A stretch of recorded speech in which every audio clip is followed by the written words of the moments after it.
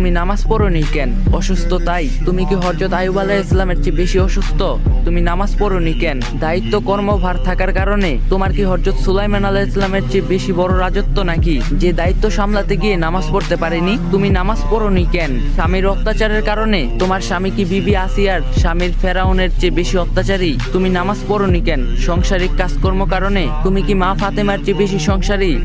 নামাজ না পড়ার জন্য আল্লাহর কাছে কোনো অজুহাত চলবে না। সমুদ্রে হাবুডুবু খেলেও তখন ওয়াক্ত হলে নামাজ আদায় করতে হবে, কারণ প্রতিটা শ্বাস প্রশ্বাসের জন্য আমরা আল্লাহর কাছে ঋণী। বিনা কারণে এক ওয়াক্ত নামাজ কাজা করলে লক্ষ লক্ষ বছর জাহান্নামের আগুনে জ্বলতে হবে। সেক্ষেত্রে এক ওয়াক্ত নামাজ না পড়লে কি শাস্তি হতে পারে একবার ভাবো।